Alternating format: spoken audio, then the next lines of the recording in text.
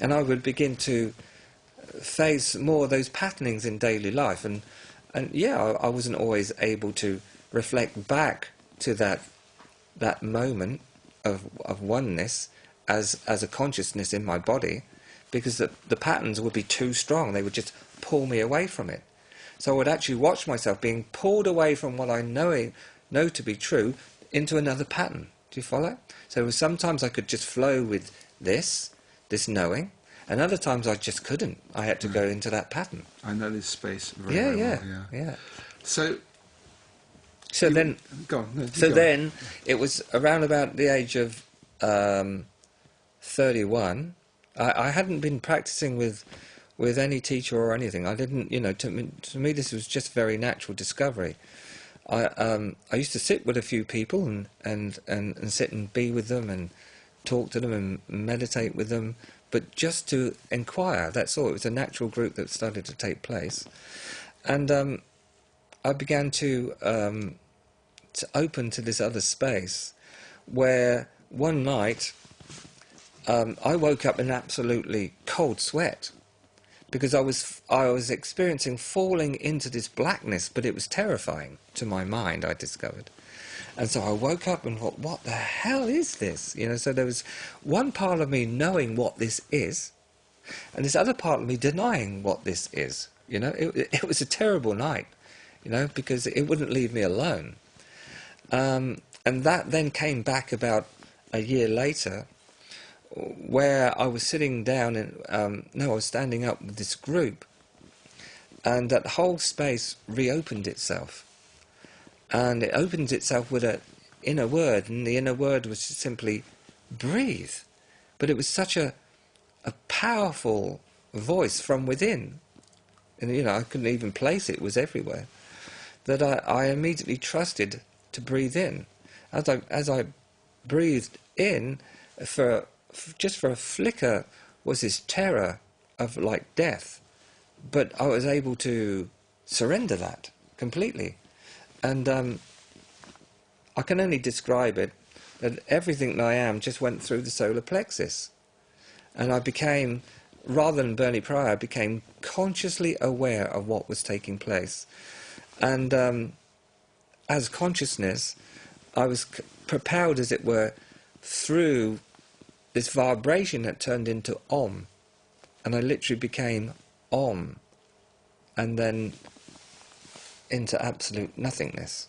I mean, the experience continued. I mean, again, just like the Woolworth experience, I then began to be aware once again of a body. But I began to kind of experience as consciousness spiraling down in white and then colours, and then there was this body. And as I sat in this body, something on my crown just went like this. I had no idea what that was, apart from I was just completely and absolutely in a supreme stillness, but utter bliss, but in the enjoyment of this moment of life. That's the only way I can put it. And what were you doing at the time in your life? What was your work at the time? I was a display artist, right? Working for a very large company. I don't know if they're still around now. That's not important. I was just interested. Yeah, I was very. I've always been very creative. Yes. I mean, as a child, I would create things, whether with wood or anything. You give me something, and I would create it. And I was very arty. I loved painting, and so I began to design things. But with my job, I used to design window displays in the West End of London and install them. I'm wondering how this experience affected your daily life in terms of your job. Did you just go on doing that job, or how did it impact you on a practical level? Okay, this is when the serious stuff gets going. Okay. After that experience, there was nothing that was real in my life anymore. Absolutely nothing. And I was married at the time with two young children. And one morning I got up from bed and I found myself packing my bags. I mean, this was That is not. serious. It's Yeah. very serious. Yeah. This was not something that was predetermined on any level, Yeah. because I was experiencing amazing love with my family then. Yeah. But I got up and packed my bags, Yeah. and I went. I left, and So somebody literally you left the same day? everything. The same day? The same day. I phoned into work. I said, I'm not coming in. And they said to me, you're not coming in, are you ill? I said, no, I'm just not coming in. In fact, I'm not coming in ever. And they said, come in and see me. I said, no, I don't want to come and see you. I'll return the company car. I'm actually going. And somebody had offered me a free ticket to India. Okay. There's a whole story that goes with this, because previously, about 3 months before, one of my colleagues in one of the stores, actually in Brent Cross, she rang me and said, look, Bernie, you've got to come. I've spoken to all the lads here. And they said, you ought to hear this dream. Actually, she said, it's a nightmare. I had this nightmare about you, Bernie. Come. I said, tell me now. She said, I can't tell you now. You need to come. So I looked at my schedule when I was actually going there that week. And when I got there, she sat me down, and the manager let me just sit there with her. I was supposed to be dressing their windows, you know. And she said, look, I've got to tell you something. I said, just get it out. She said, I went to your funeral. Huh. I said, what do you mean? She said, I was at your funeral, Bernie.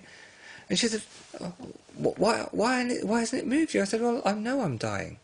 I know I'm dying, but not the kind of death you think I am. Huh. She said, Bernie, I could name every one of your family, and I've not seen them. I spoke to them there. I could show you, if you show me pictures, I would name them, she said. And also, all the company was at your funeral. So this was like a few months. And so I knew something was happening, but I didn't know on what level it was happening, you know. That came obvious later. So she'd already had this experience of Bernie Pryor dying. So when you left your family, which must be an incredible shock for your wife. All hell let loose. Yeah, where did you go? India. You went to India? Yeah. And then what did you do in India? I was taken to a master and a divine mother. Ones I'd never even known about, whoever they were. I won't mention them now. But there I was clearly shown as what the experience was, who this is experiencing this, and taken further into it. It was an incredible time in my life, an unimaginable, incredible time. But also, there was a human factor that was happening on the outside. But to be honest with you, there was no concern, because my heart was so full of what this is. But for all beings, that was my experience. I have to ask a question. This is a question that I know people who watch this, some of them might be thinking, what about the responsibility towards your wife and young family? How was that? How did you deal with that? Well, you have to see, Ian, that at that time, as in now, I am coming from an entirely different place that most human beings even are aware of on any level. And in my experience, humanity it belongs to this place. Belongs to this place. We all came out of this place. And this place is an experiential field of the supreme consciousness appearing as Ian and Bernie and the cameraman, you know, who are here to develop the instruments of perception, the human body, mind, emotion, so that the only one in the universe, appearing in every one. Yeah. No, I understand that. So that was happening. Yeah. So then I have to explain that so that we get this very clear. So there was no concern in me at the moment, because I was totally in another place, and yet that place was totally embracing everything that was taking place. There was no pushing away of any of the experience on any level. It was coming in, but it was completely and absolutely going through the heart.